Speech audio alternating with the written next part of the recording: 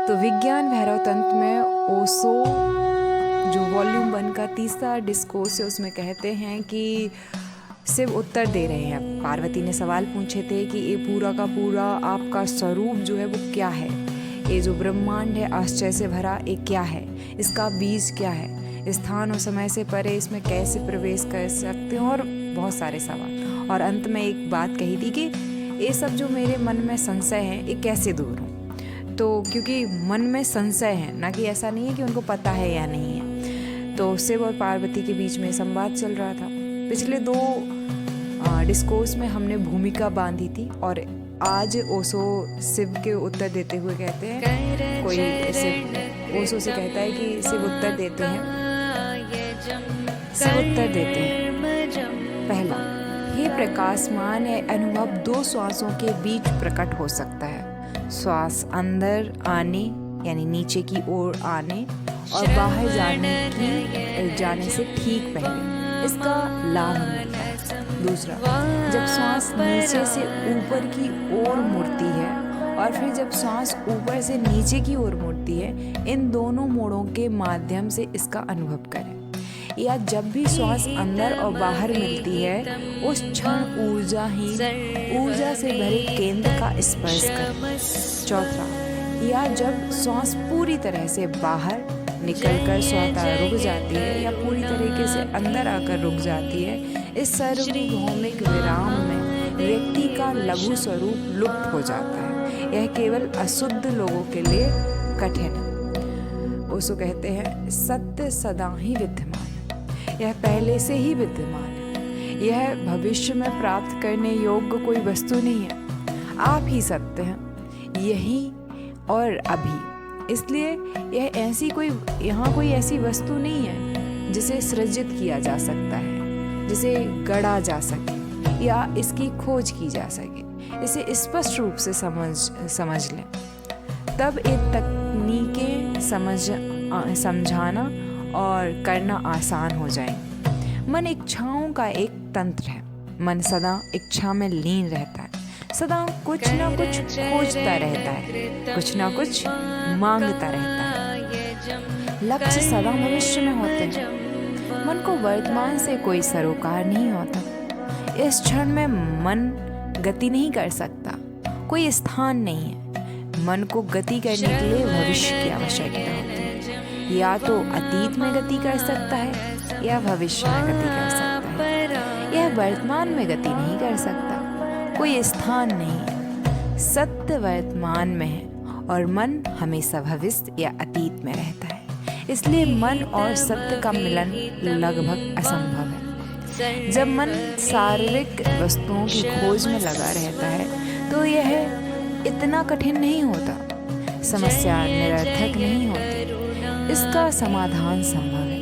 लेकिन जब मन सत्य की खोज में लग जाता है तो सारा प्रयास व्यर्थ हो जाता है, क्योंकि सत्य यहीं और अभी है और मन हमेशा वहीं और तब रहता है, कोई मिलन नहीं होता। इसलिए पहली बात समझ लें, आप सत्य की खोज नहीं कर सकते, आप उसे पा सकते हैं लेकिन उसकी खोज नहीं कर सकते।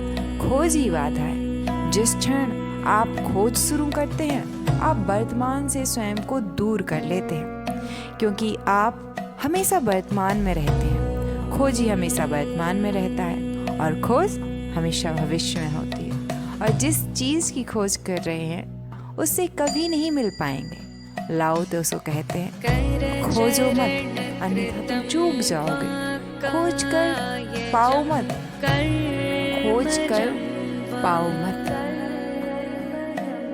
खोज कर पाओ मत। शिव की ये सभी तकनीकें मन को भविष्य अतीत से वर्तमान की ओर मोड़ने का सरल तरीका है। आप जिसकी खोज कर रहे हैं वह पहले से ही विद्यमान है, वह यथावत है। मन को खोज से अनासक्ति की ओर मोड़ना होगा, यह कठिन है। यदि आप इस पर बौद्धिक रूप से विचार करें तो यह अत्यंत कठिन है। मन को खोज से अनासक्ति की ओर कैसे मोड़ा जाए, क्योंकि तब मन अनासक्ति को ही अपना लक्ष्य बना लेता है। तब मन कहता है खोजो मत। तब मन कहता है मुझे नहीं खोजना चाहिए। तब मन कहता है अब अनासक्ति मेरा लक्ष्य है। अब मैं इच्छाहीनता की अवस्था चाहता हूँ। खोज फिर से प्रवेश कर गई। इच्छा फिर से पिछले द्वार से आ गई। इसलिए कुछ लोग सांसारिक वस्तुओं की खोज करते हैं और कुछ लोग सोचते हैं कि वे असांसारिक वस्तुओं की खोज कर रहे हैं। सभी वस्तुएं सांसारिक हैं क्योंकि खोज ही संसार है। इसलिए आप किसी भी असांसारिक चीज की खोज नहीं कर सकते। जिस क्षण आप खोजते हैं वह संसार बन जाता है। यदि आप ईश्वर की खोज कर रहे हैं तो आपका ईश्वर संसार का ही हिस्सा है। यदि आप मोक्ष मुक्ति निर्वाण की खोज कर रहे हैं तो आपकी मुक्ति संसार का हिस्सा है। आपकी मुक्ति संसार से परे नहीं है क्योंकि खोज ही संसार है, इच्छा ही संसार है। इसलिए आप निर्वाण की इच्छा नहीं कर सकते। आप इच्छाहीनता की इच्छा नहीं कर सकते। यदि आप इसे बौद्धिक रूप से समझने का प्रयास करें तो यह एक पहेली बन जाएगी। सिर्फ इस बारे में कुछ नहीं कहते।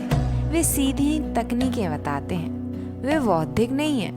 वे देवी से यह नहीं कहते सत्य यही है, इसे मत खोजो, तुम इसे पालोगे। वे सीधे तकनीकें बताते हैं। वे सीधे विधियां बताते हैं। ये विधियां बौद्धिक नहीं है। उनका अभ्यास करो और मन भटकता है। यह भटकना मात्र एक परिणाम है, एक उपवाद है, कोई वस्तु नहीं। यह भटकना मात्र एक उपवाद है। यदि आप किसी तकनीक का अभ्यास करते हैं तो आपका मन भविष्य और अतीत की यात्रा से मुड़ जाएगा। अचानक आप स्वयं को वर्तमान में पाएंगे। इसलिए बुद्ध ने तकनीकें बताई हैं, लाओ त्सो ने तकनीकें बताई हैं, कृष्ण ने तकनीकें बताई हैं, लेकिन वे हमेशा अपनी तकनीकों को बौद्धिक अवधारणा के साथ प्रस्तुत करते हैं। केवल सिर्फ ही अलग है। वह तुरंत तकनीकें बता देते हैं, कोई बौद्धिक समझ या परिचय नहीं देते, क्योंकि वे जानते हैं कि मन बहुत चालाक है, बहुत धूर्त है। यह किसी भी बात को समस्या बना सकता है। खोज ना करना ही समस्या बन जाता है। कुछ लोग मेरे पास आकर पूछते हैं कि इच्छा का त्याग कैसे करें। वे इच्छाहीनता की कामना कर रहे हैं। किसी ने उन्हें बताया है या उन्होंने कहीं पढ़ा है या उन्होंने आध्यात्मिक बातें सुनी हैं कि यदि आप इच्छा नहीं करेंगे तो आपको परम आनंद होगा। यदि आप इच्छा नहीं करेंगे तो आप मुक्त होंगे।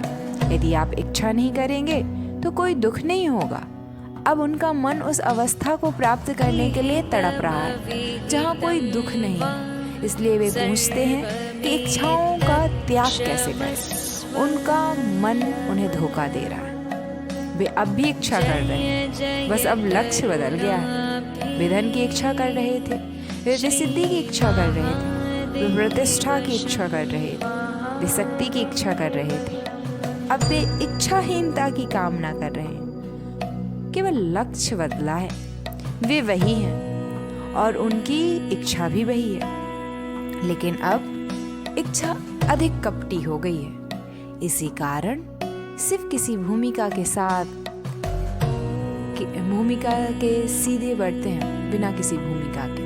वे तुरंत तकनीकों के बारे में बात करना शुरू कर देते हैं। यदि उन तकनीकों का पालन किया जाए तो आपका मन अचानक बदल जाता है। वह वर्तमान में आ जाता है, और जब मन वर्तमान में आता है तो वह रुक जाता है, उसका अस्तित्व समाप्त हो जाता है। आप वर्तमान में मन नहीं हो सकते, यह असंभव है। अभी यदि आप यहीं और यहीं हैं तो आप मन कैसे हो सकते हैं? विचार रुक जाते हैं क्योंकि वे गति नहीं कर सकते।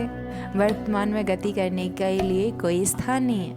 आप सोच नहीं सकते। यदि आप इसी क्षण में हैं तो आप गति कैसे कर सकते हैं? मन रुक जाता है।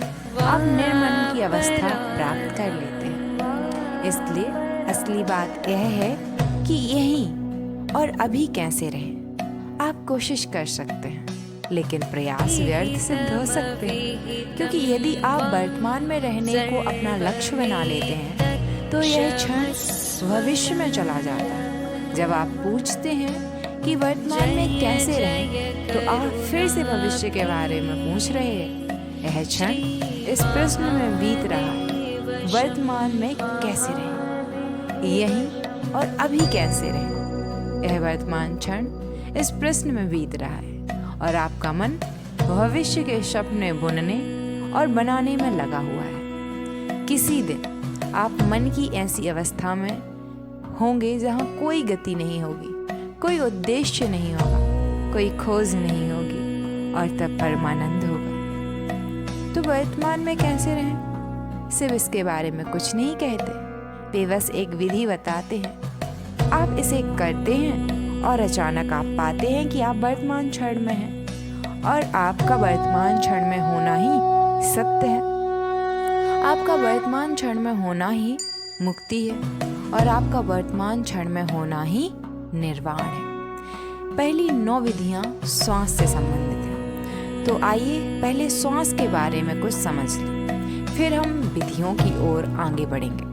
हम जन्म से मृत्यु तक निरंतर श्वास लेते रहते हैं। इन दोनों क्षणों के बीच सब कुछ बदलता रहता है, सब कुछ बदलता है, कुछ भी स्थिर नहीं रहता।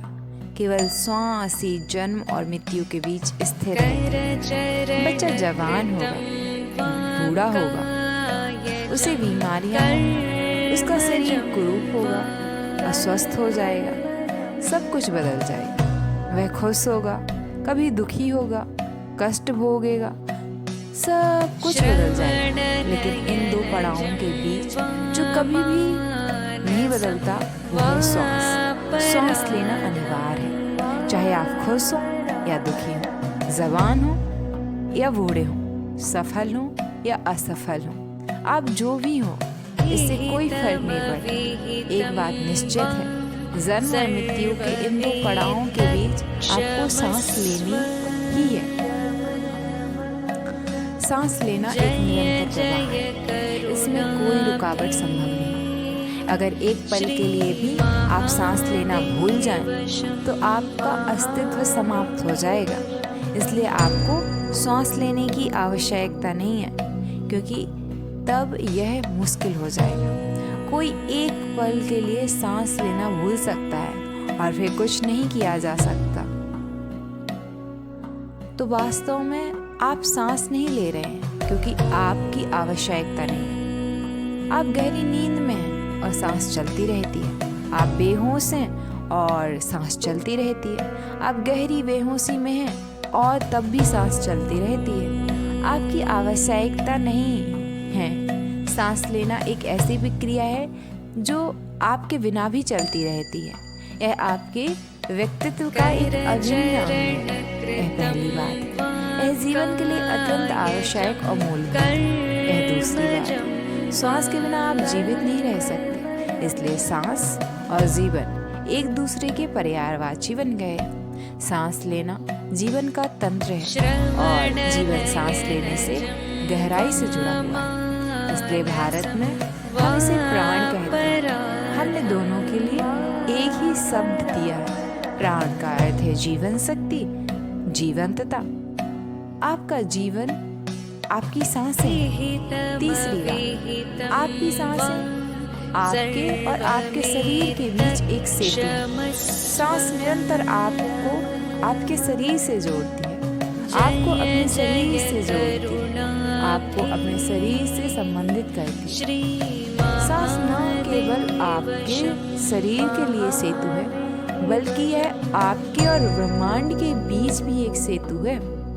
शरीर ही वह ब्रह्मांड है जो आपके पास है, जो आपके निकट है। आपका शरीर ब्रह्मांड का एक हिस्सा है। शरीर में सब कुछ ब्रह्मांड का हिस्सा है। प्रत्येक कण, प्रत्येक कोशिका यह ब्रह्मांड के सबसे निकट का माध्यम है। सांस ही वह सेतु है। यदि सेतु टूट जाए तो आप शरीर में नहीं रह जाते। यदि सेतु टूट जाए तो आप ब्रह्मांड में नहीं रह जाते। आप किसी अज्ञात आयाम में प्रवेश करते हैं। तब आप अंतरिक्ष और